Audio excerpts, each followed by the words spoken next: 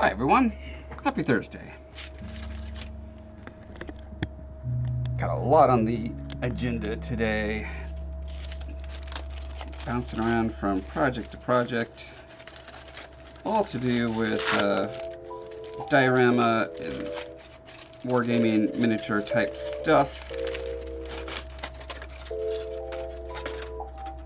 Since I'm using a lot of the same materials and processes for multiple projects though, it makes sense to kind of, when I mix up a batch of this particular clay that I use for both this diorama over here and these texture things that I'm building over here, it just makes sense to consolidate.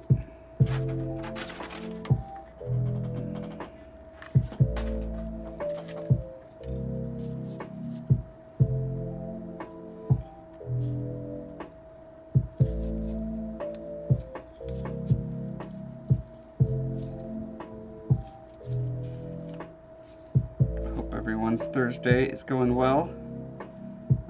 As you know, Thursday is Friday's Friday, so bask in it.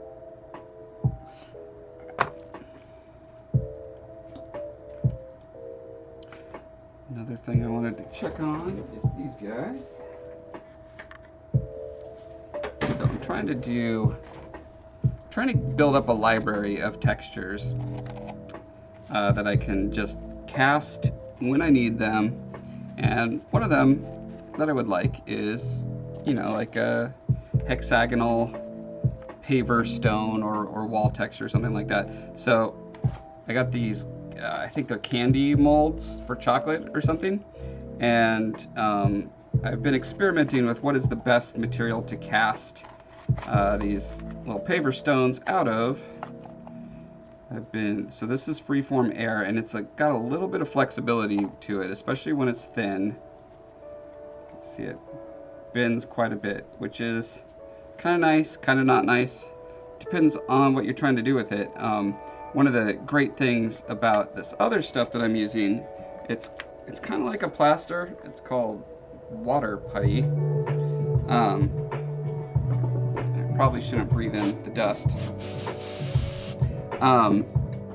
Is that you can break it, snap it, hit it with a hammer, whatever you want to do, boil it, mash it, stick it in a stew, and then glue it back together, and it's super legit looking like cracked pavement because it's literally like a cracked stone. So as you can see right there, one of the problems I'm running into is I'm trying to make them as thin as possible to be to scale, right? Like when they're really thick like this, that's fine for like real size kitchen tile or whatever, but paving stones never stick. If this was like, I don't know, 1/30th or 1/60th scale,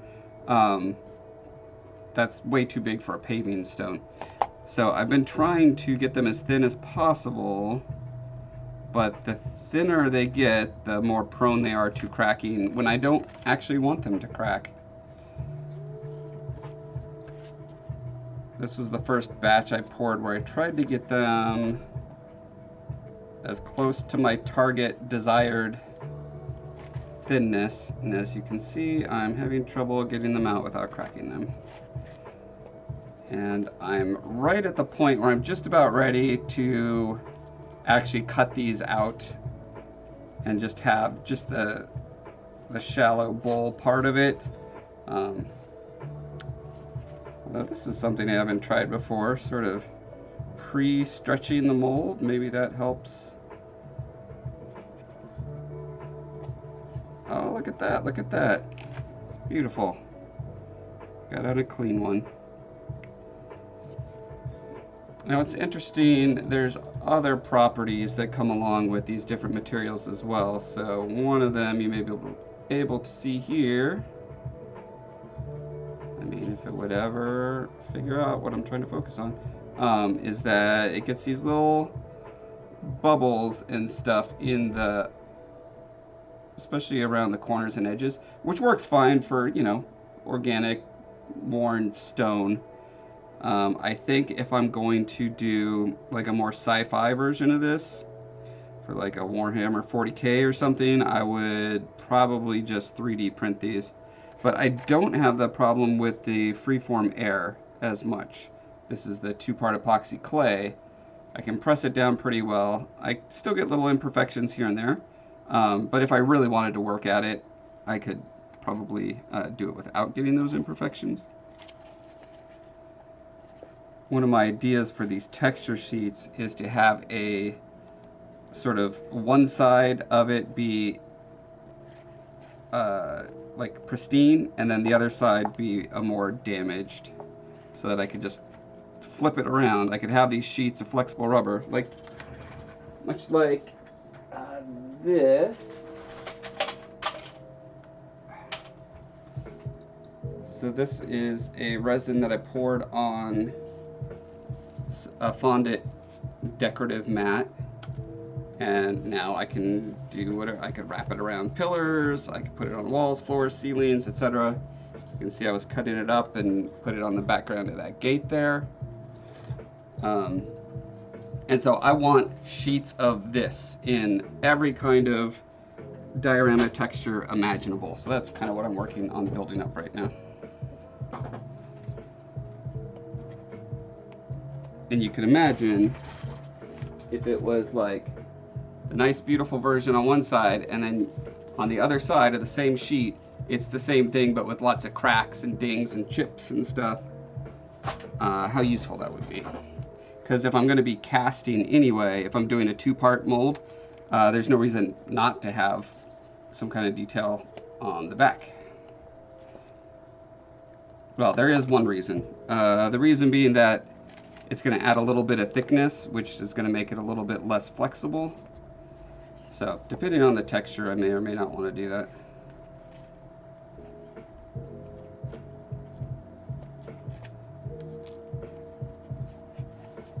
Alright, so I'm pretty happy now that I've learned how to pop these out without cracking them. I can make my whole texture out of these rock putty? I keep forgetting what it's called. It's such a dumb name. Yes. No. Rock hard water putty.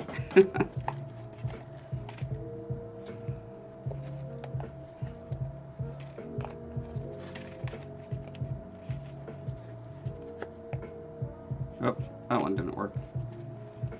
My guess is it's just a little bit thinner.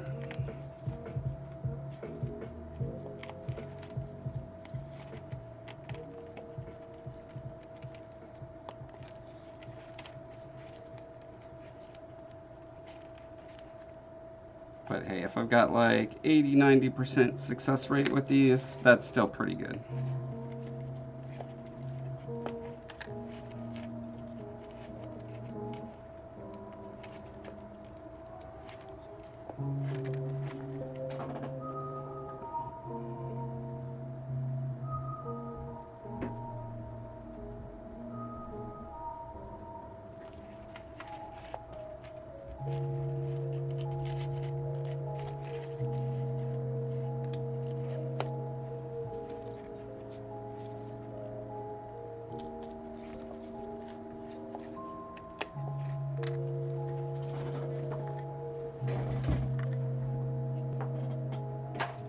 But importantly, when I mix up my next batch of freeform air, I don't want to make more of these.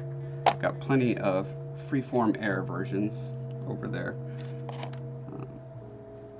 Oh, the other thing that I did yesterday was build a little, where'd it go?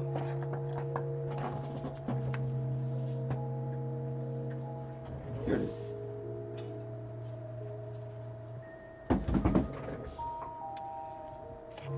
Built a little sanding jig.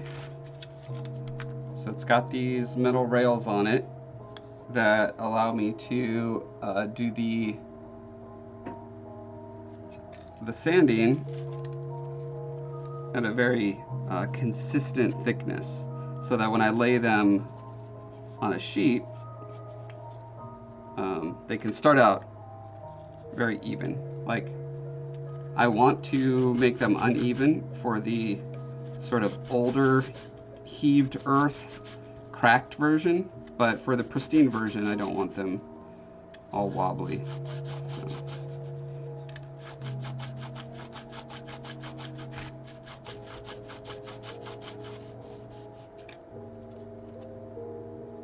Yeah, and that lets me get each one exactly the same thickness. You can see how it's a different thickness between those two. But I just give them each a sanding and they're down to consistent.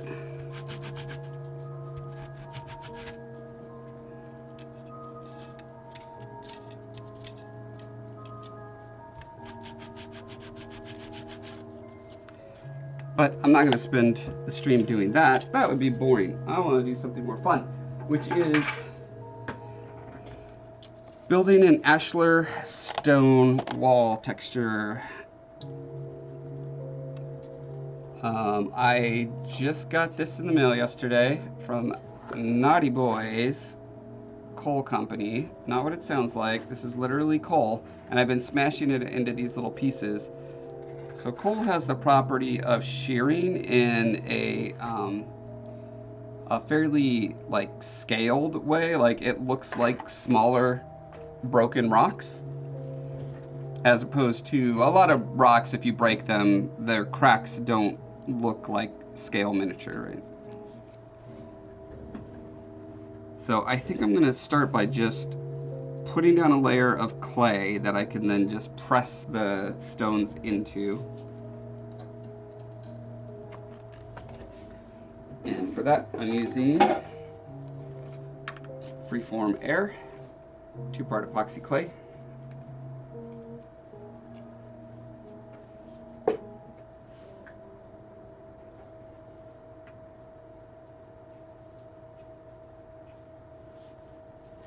Take my two roughly same size bits. I'm using way more of the gray than the white part because somehow throughout the years, well, months, I don't know, however long I've been using these buckets, I've clearly been favoring more of the white and less of the gray, and now I have uneven amounts left as I'm getting to the bottom of the bucket. I haven't had a problem with throwing off the ratio a bit. This might be the farthest I've pushed it. It feels like it's maybe 20% off the 50-50 mark. So we'll see what happens. Worst case scenario, it's a complete disaster. Liquid Raid! Hey, Liquid Nebula. Welcome.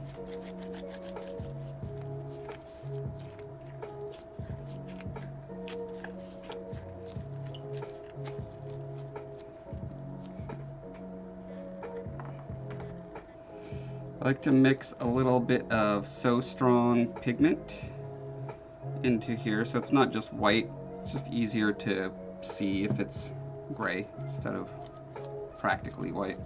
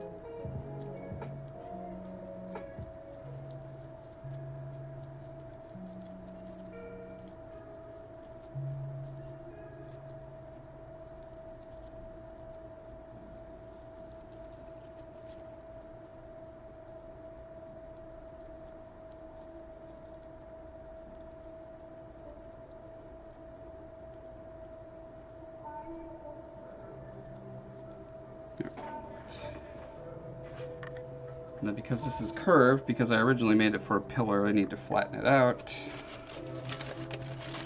So to do that, put it between some foil, and then I put it under a heavy board and squash it.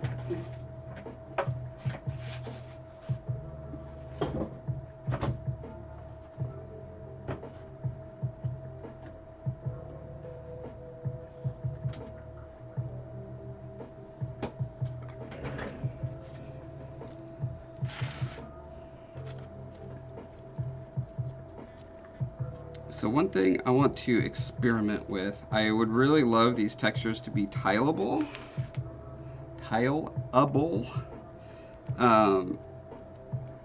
which I do in my day job for video games all the time.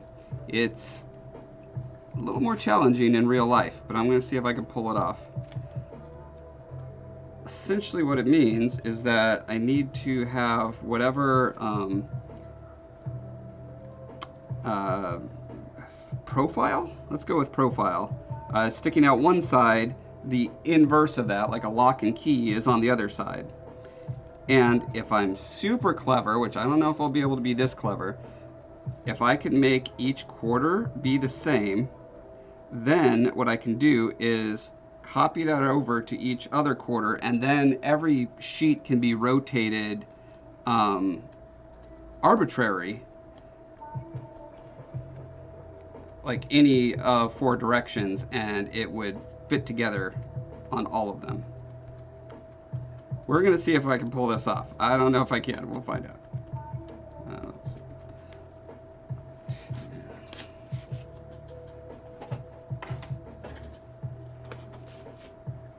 Switch out of these goopy gloves.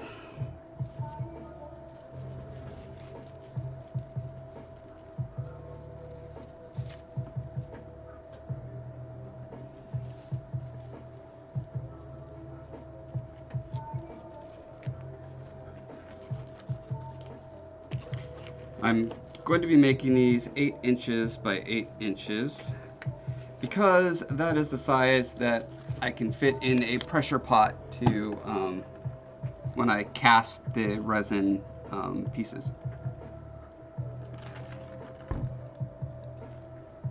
Which means I need the edge that I'm going to be doing whatever it is I'm doing to needs to be 4 inches. Corner, I'm not quite sure how I'm going to deal with that yet. I'm gonna play it by ear and improvise and see what happens. Okay, so here's the halfway point.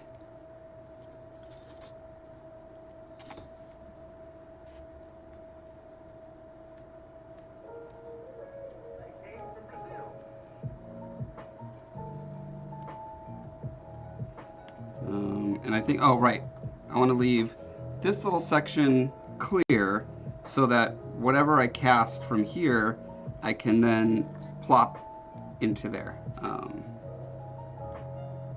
And this is where I'm trying to figure out how the corner works. Do I go down? Yeah, I think I have to go down to this corner. And I can spread this out as much as I like, as long as whatever this shape is I end up with, I can find ways to mush it in there. We'll see. It's an interesting challenge I've set out for myself. So here's the little pieces of coal that I've broken off so far.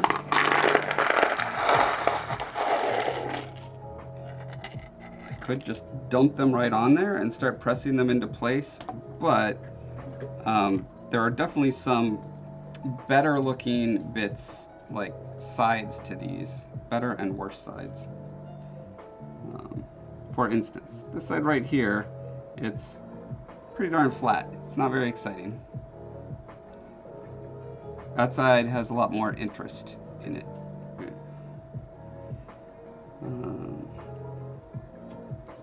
I suppose if it's got awkward bits, I can just sort of, yep, chip them off.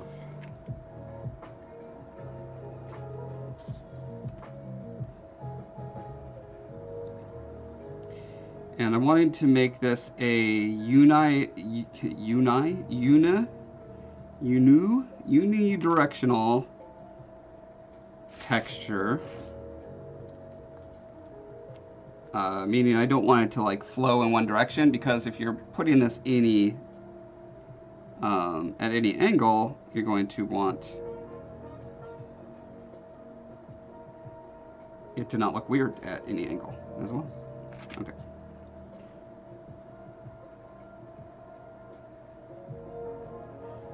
And what I'm thinking is that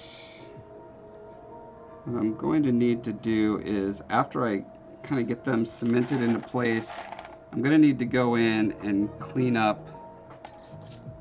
Let's see. I don't know where my sculpting tool ran off to.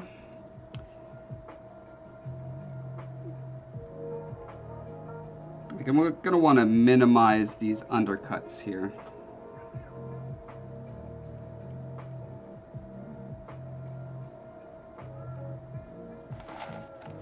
But for now, I just want to focus on the composition.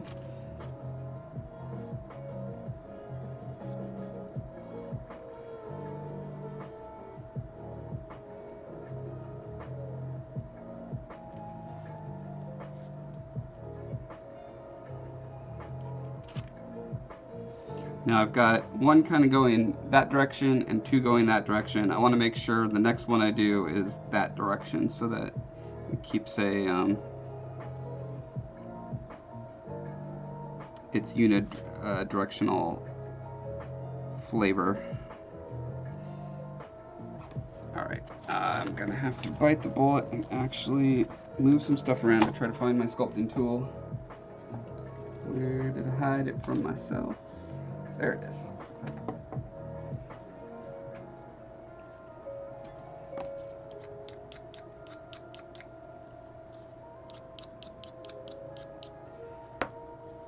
And I suppose, like, I could just cement these into place and then come in later and fill in the grout line, especially since, you know, I'm still kind of feeling out what this style is going to end up looking like. But I think part of that feeling out process is actually seeing what the grout looks like the way I want it to be from the beginning. Like, how far down is the grout? Because you could see this in ashlar building or mortar bricks as well. Like, the grout can be like recessed pretty far, or in others it's like actually squishing out, and you know, it like bulges out between the bricks.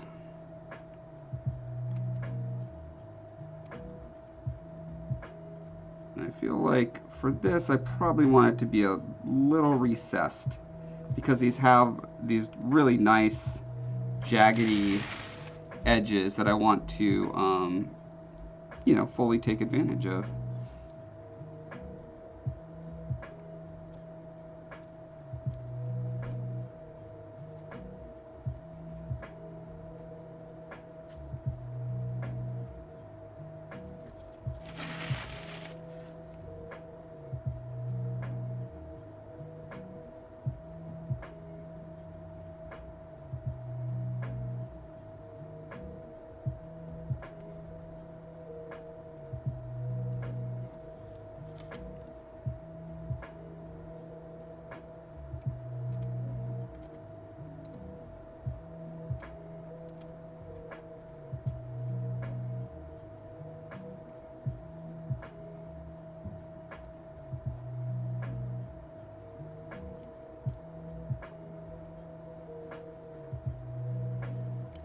I'm also kind of being mindful of the fact that the more jagged, sharp edges there are, especially when they're next to undercuts, the faster that's going to eat away at the mold every time I make a cast. Trying to find a balance between featuring those kind of jaggy bits and minimizing them.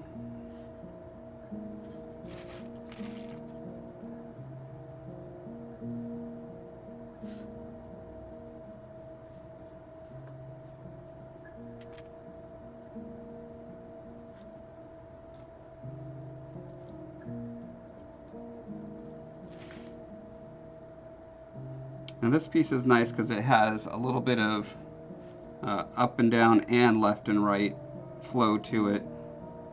Nice and ambiguous.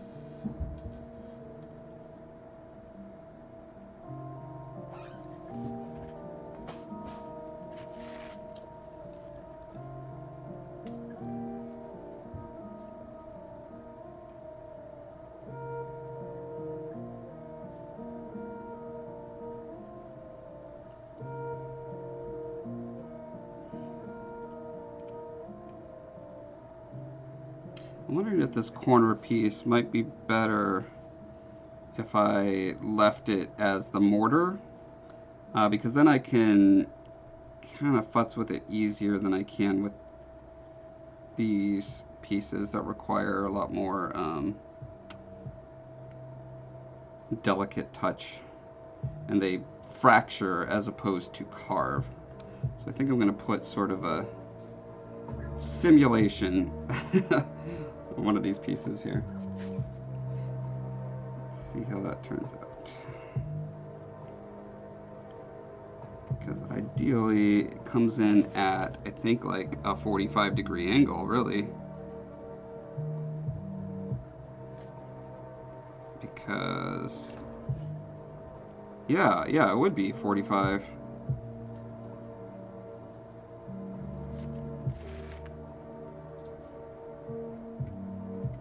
Say with undue confidence.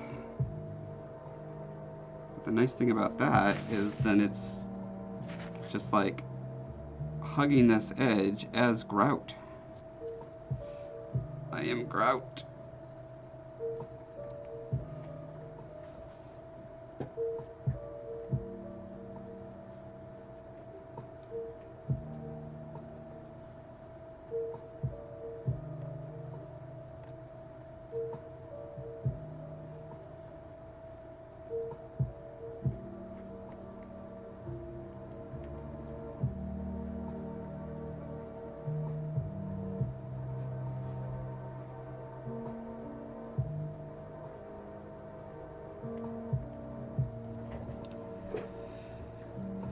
I'm also thinking that I probably want a more protruding piece. I don't want this to be a very flat line up and down here, because that's just, you're gonna see like a flattish line tiling if it does that. Well, we're back to our sleepy camera.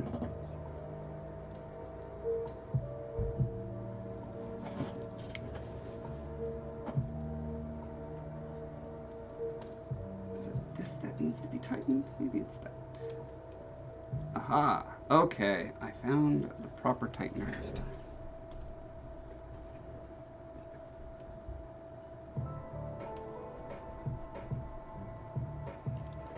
Yeah, so I think I'm gonna pop this guy out. Find something that works as a more outgoing bit.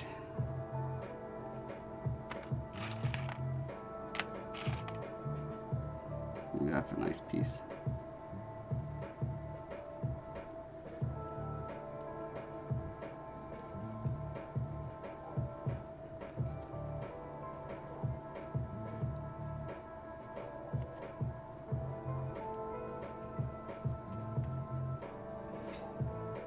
And having a sort of a key feature like that will also help me visually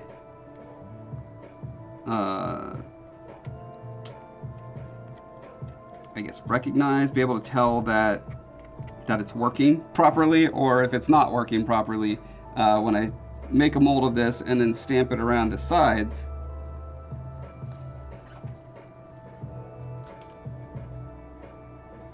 It did, you know, that's camera sometimes has a mind of its own.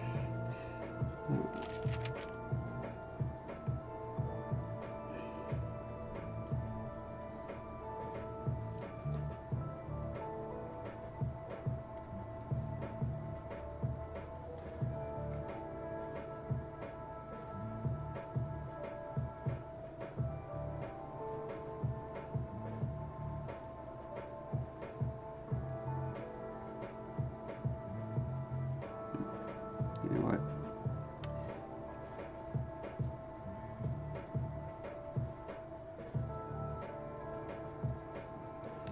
I think I just learned a little thing. If I've got a little gap like that to fill, it's best to do my blending around the edges first, then stick it in.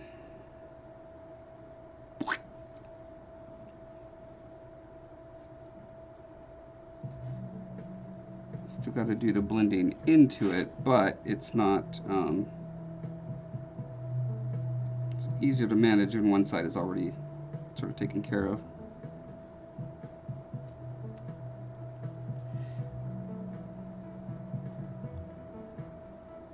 So I do think there's going to be definitely another pass after I've got these in place. Compositionally, I'm going to want to come in and just clean up all these little edges, make sure that there's no gnarly overhangs or anything like that.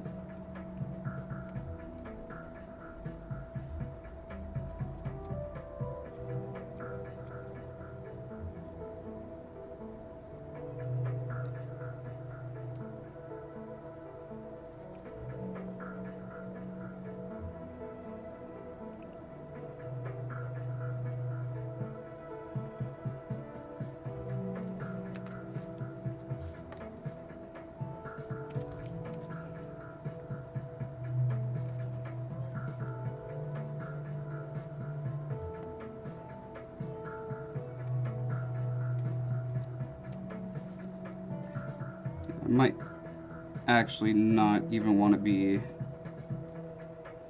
worried about any of this, the pressing in detail part until the next stage. I'm not sure yet. I'm still kind of feeling my way through this process. Discovery, I was going to say sculpting, but it's more like decoupage. Wait, is that right? What is the word for collage that is in 3D? For some reason I have decoupage in my head, but when I said it, it didn't seem right.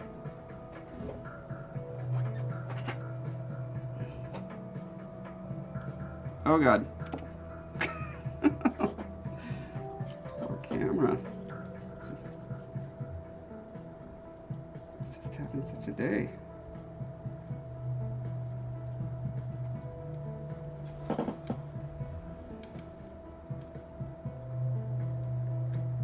Can't wait for the day for it to just nose plant right into my art and wreck my art and one of my lenses. That's going to be an exciting day.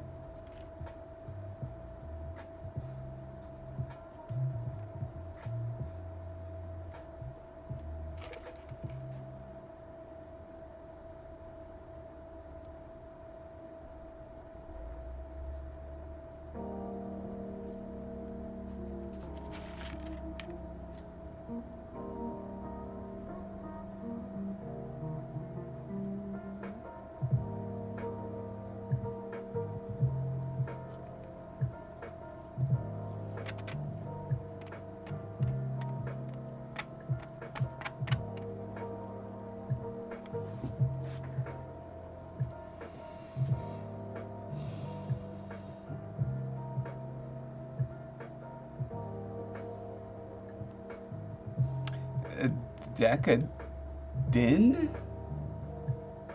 and they glue a bunch of stuff to phone cases. Are you talking about decoupage? Was that just a, you know, that thing when your phone decides to say something else?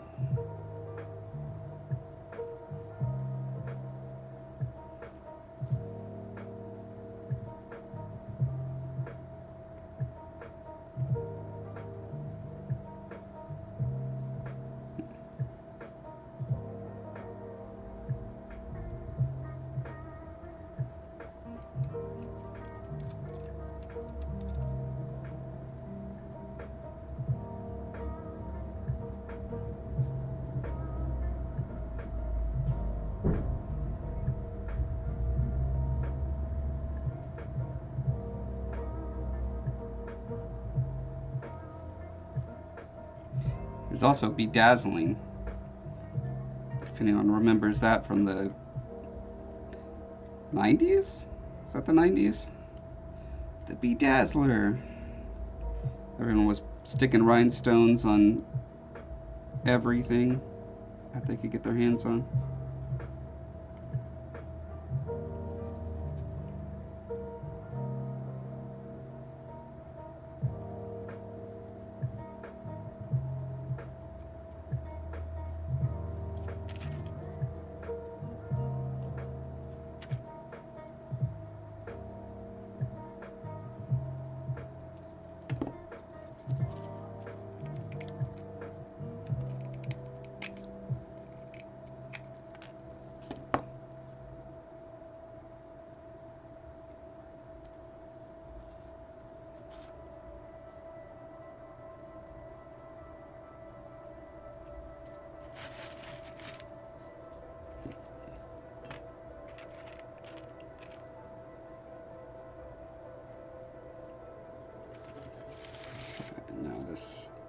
This part here where it gets right to the edge of my 4 inches, I'm also wondering,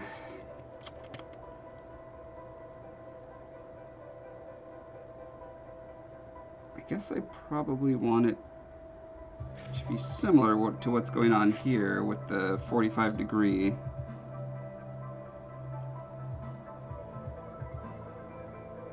But maybe not. Maybe, so I got the 45 at the corner. I've got a notch going out about in the middle. Maybe what I want is a notch going in for the top edge, which I guess is more the middle than, whatever.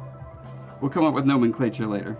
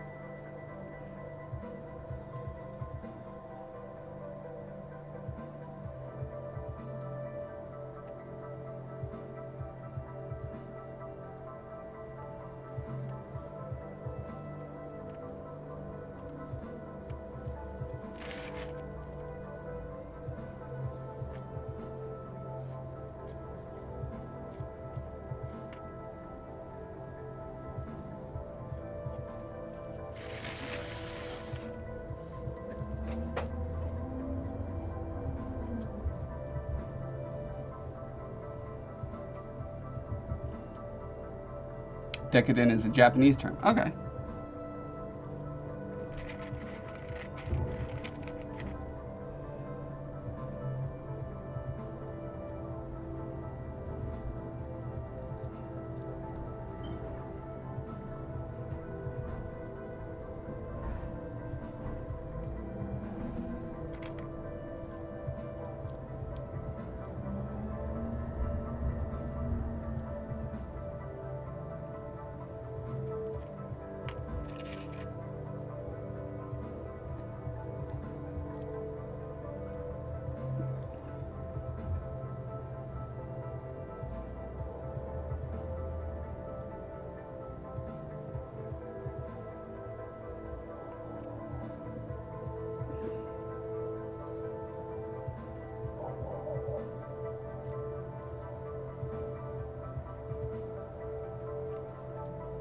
occurs to me it's probably better to sort of get these all roughly in place before starting to press them down.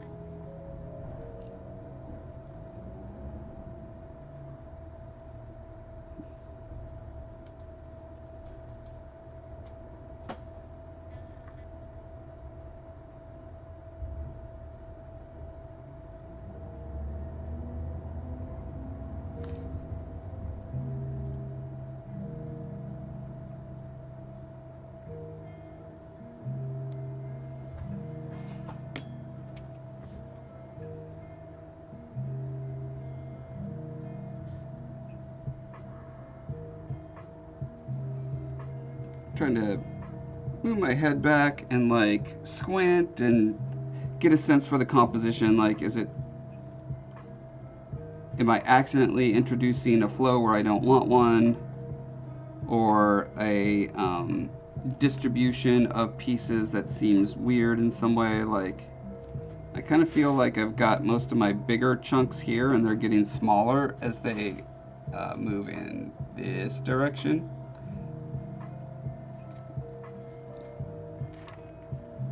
And I think that's because I just used my bigger, more interesting pieces on the side.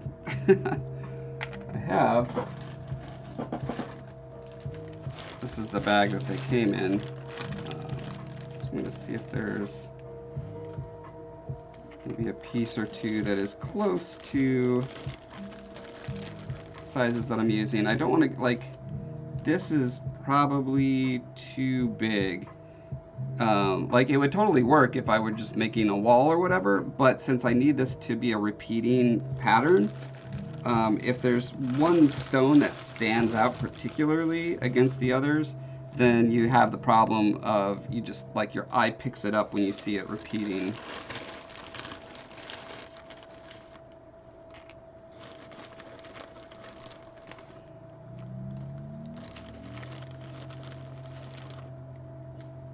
That's right around the size that I need to kind of reestablish larger bits.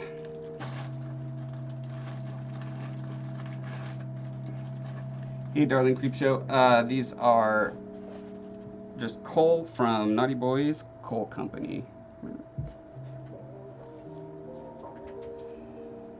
I guess they made a business out of being naughty, and then Santa gives them coal every year, and then they turn around and sell the coal, which Santa deems naughty, and so he gives them more coal, and then they turn around and sell more coal. So they're sort of in a vicious cycle that Santa hasn't figured out how to break out of. That's the lore that I've made up for that company.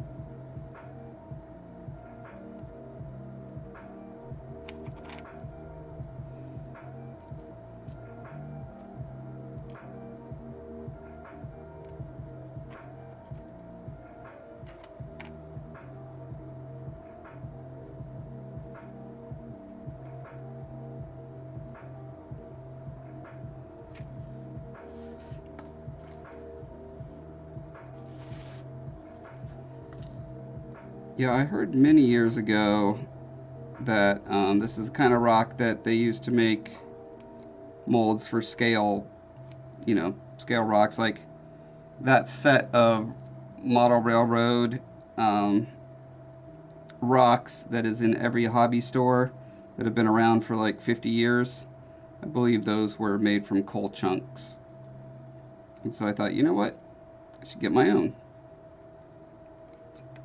I don't want to use the same rocks that everyone has on all of their dioramas for the past 50 years. That's for chumps. Instead, I'm going to spend 100 hours making my own.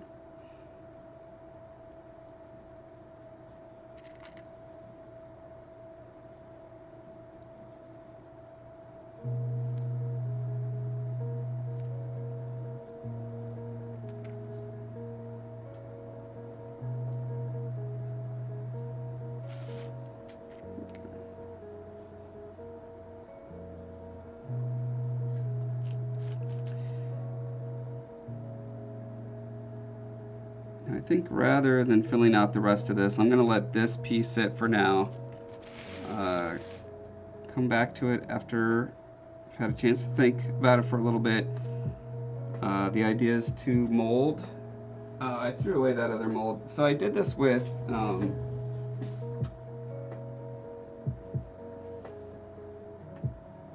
where'd it go?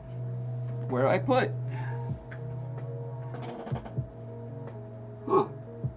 I'll have to take my word for it. I did this technique on another piece that I was casting, and it turned out pretty good. This is kind of taking it to the next level to see if I can do in real life what I do in Photoshop or ZBrush in virtual space. We'll see. We'll see. Okay, but the main event of today, I was hoping, is I want to get some good progress done on this entryway.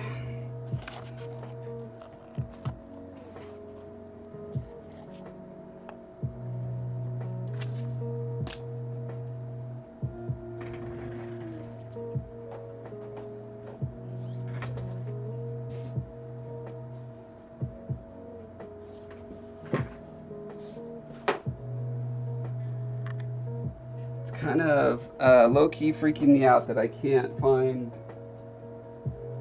the the 12 casts I made of that thing. It's very important that I have it. Where would it? Doesn't matter. Calm down, everyone. Calm down. I'll figure it out. Okay.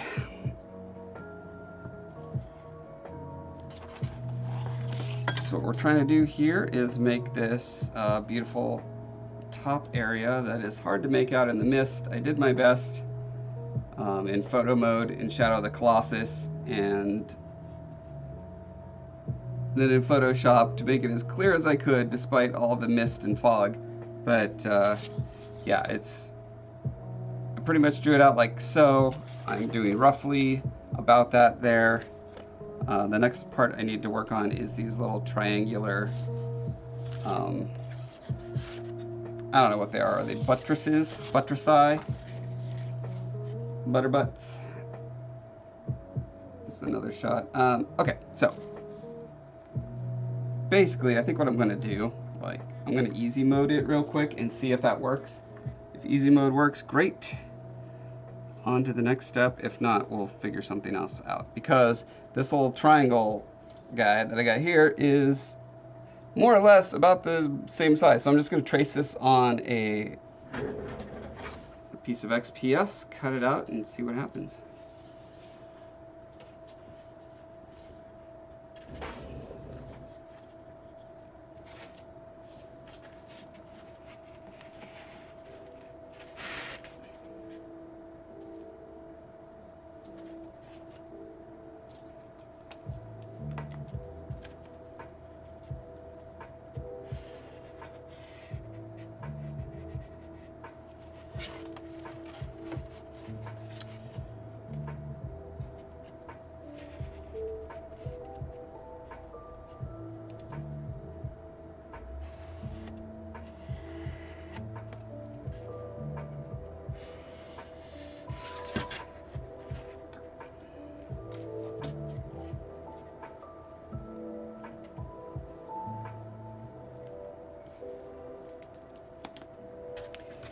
It is amazing. That's why I'm reproducing it. Okay, let's cut some foam. If our camera is brave and strong enough to stay in place now.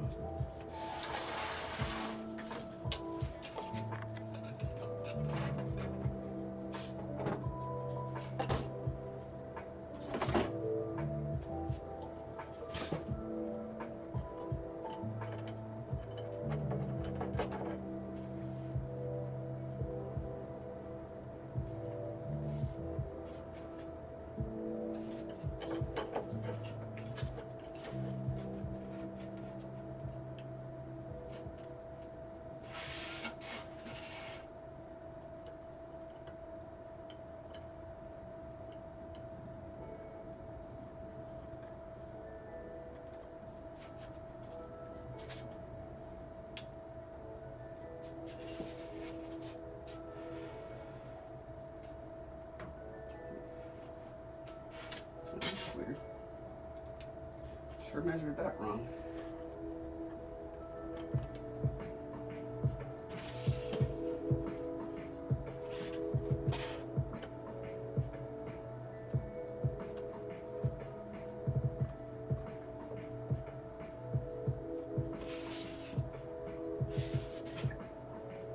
There.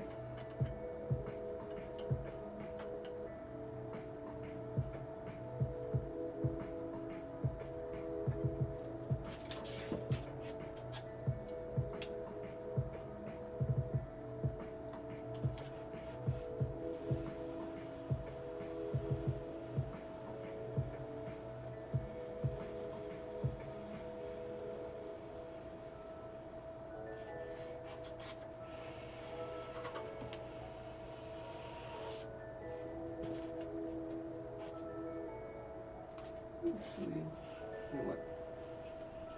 Do this again. It was so fun the first time. I'm going to do it again.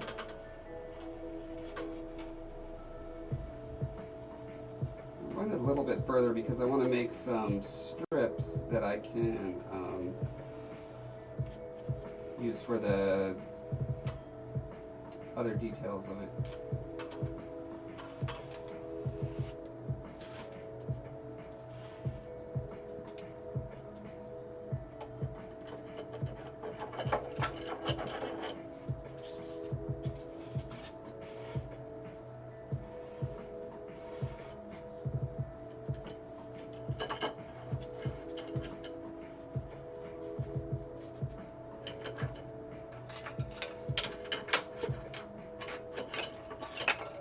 Get out of here.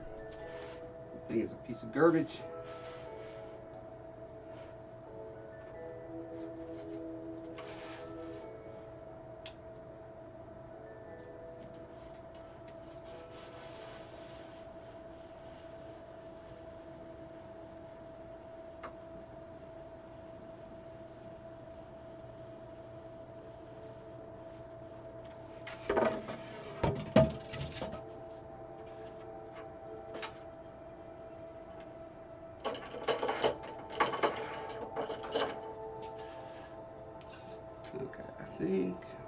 look at my reference again.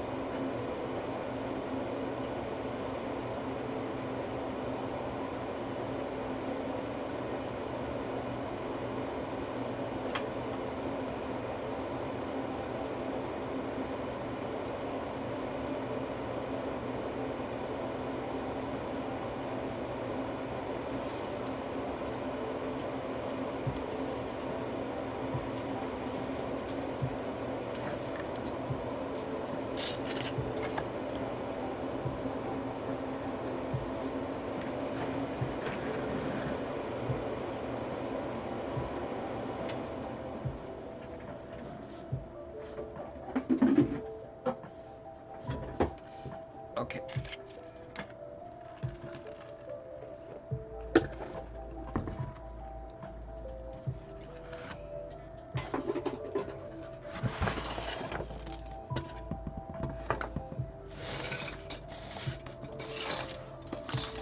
What mess? Everything is perfectly under control.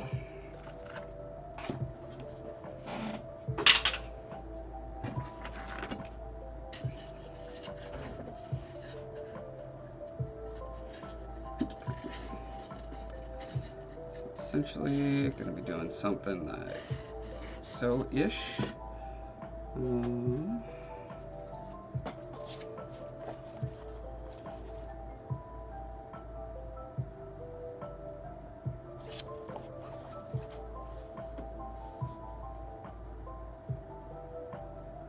So the tangent of the, is tangent the right word? Whatever. The direction that the flow of the top of the thing meets at the pinnacle of our little arch here, ideally.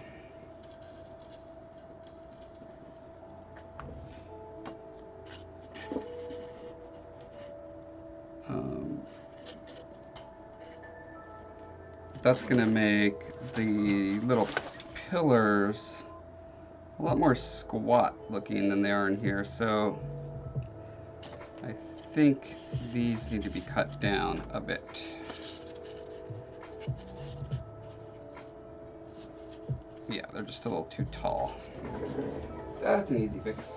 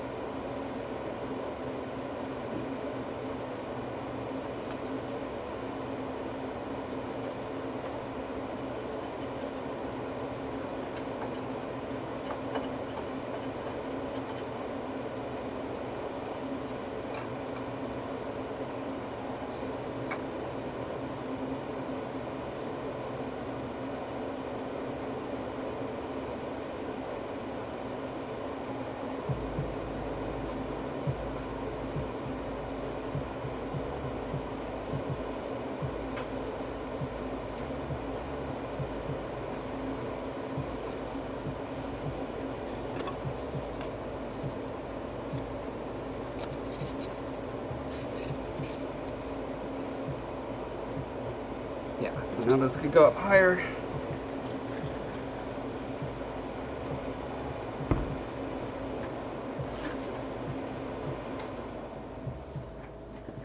Which will give us our nice slender pillars.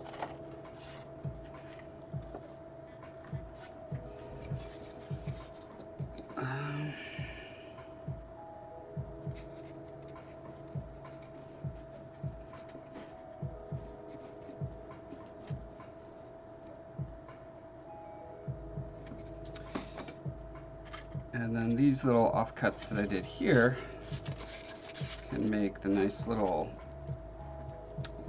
roofy bits. Not like Bill Cosby's roofies, like the kind of roofies that go on top of a structure.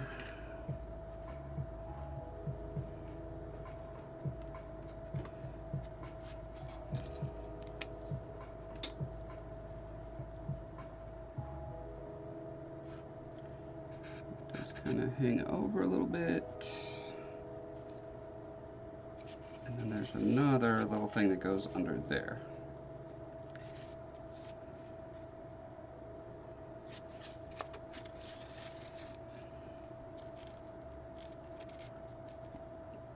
Might actually, yeah, now that I'm looking at it, I think this needs to follow that tangent. Oh no, that's still about right. Right there. Okay. So we'll call this right.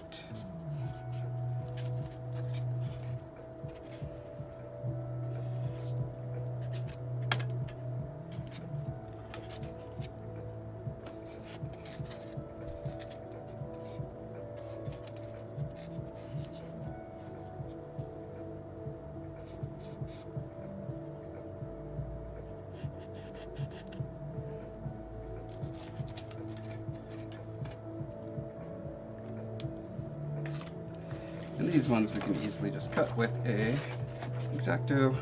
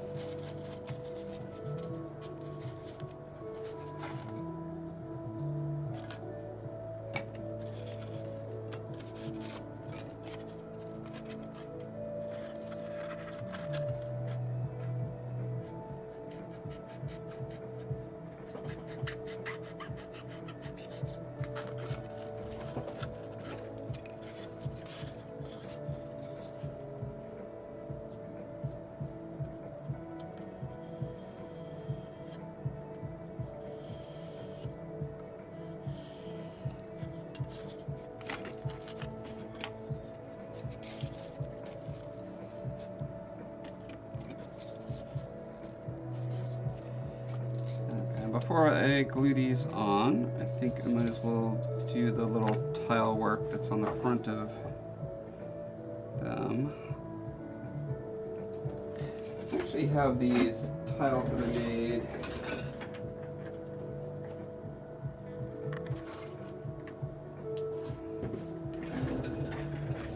Test tiles.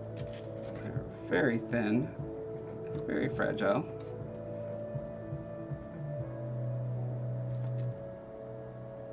Look like they're a little bit smaller than my reference.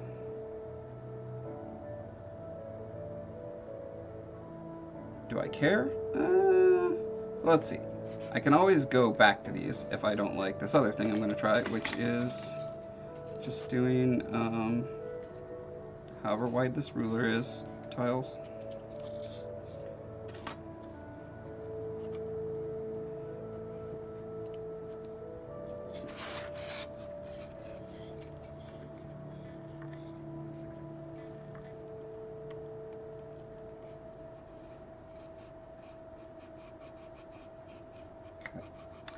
Time for a new blade. Fortunately, Marvel's working on that. They are making a new blade. Whoops.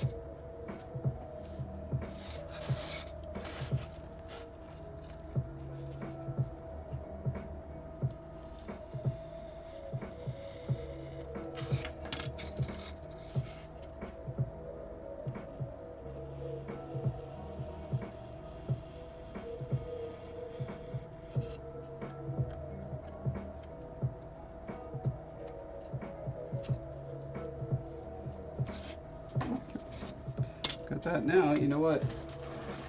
Got this coal laying around, which has all these nice little gritty shapes on them. Use that to give my stone some nice weathering.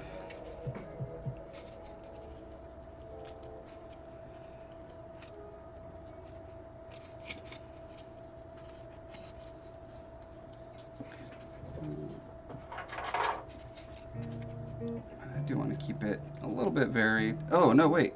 I don't want to keep it varied because these are not actually meant, it's like supposed to be different stones, tiles that have been adhered here. They're supposed to actually be carved from one piece of stone. So they would all have the same weathering pattern, more or less.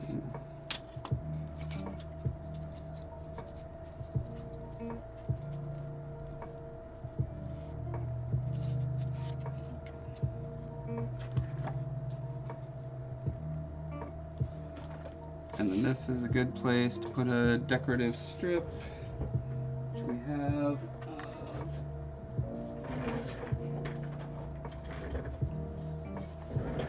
a bunch of here. Do something like that. Do something like this. Kind of like this idea because it goes with the gate that I'm already working on, right? But I just want to check all my options first. There's another way I can go. I think a cool thing about this is that I can get a little more dimensionality by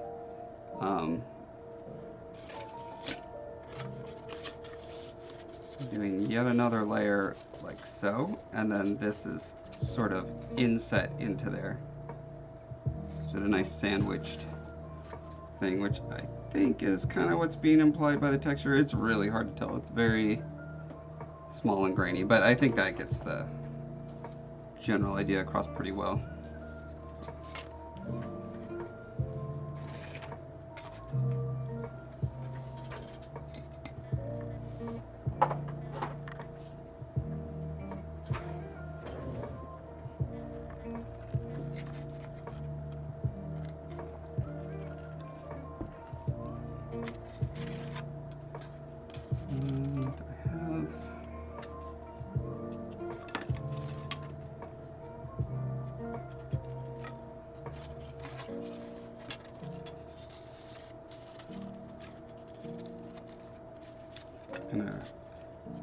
I'm gonna cut a couple thin sheets of this real quick.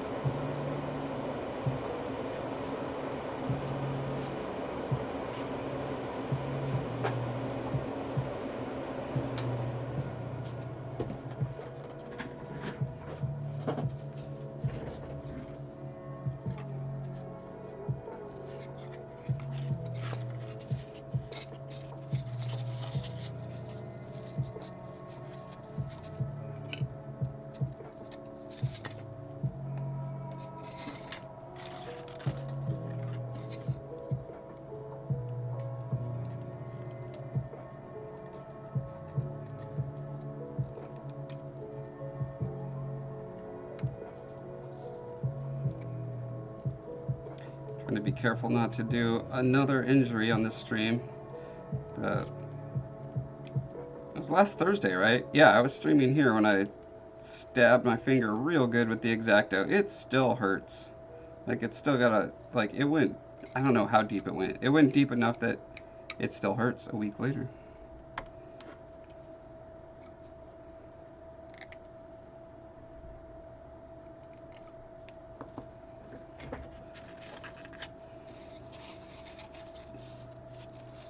Do we want it to overhang?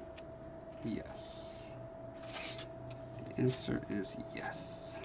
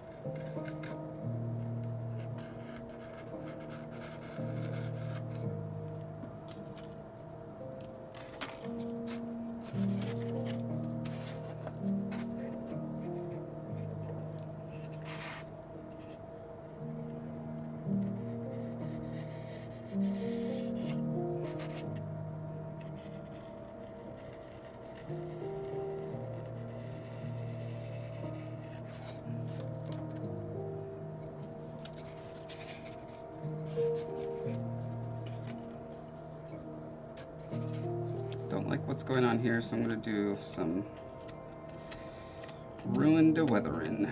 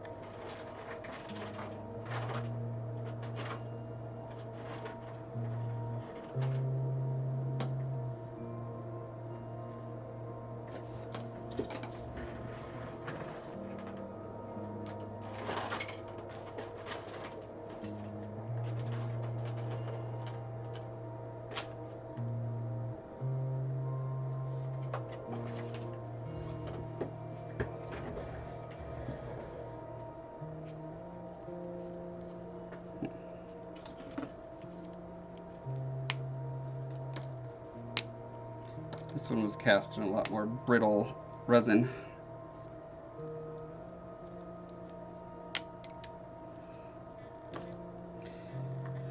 Looks like we're at time.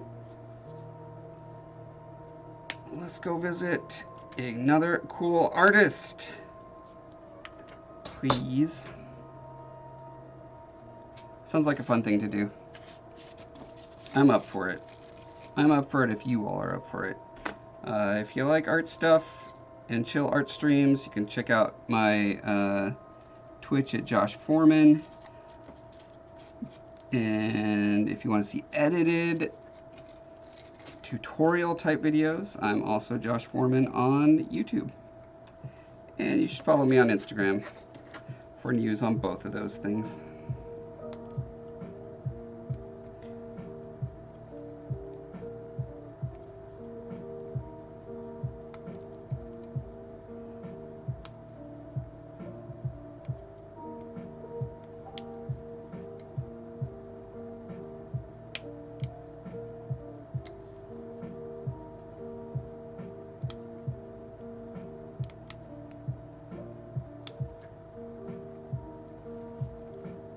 Yep.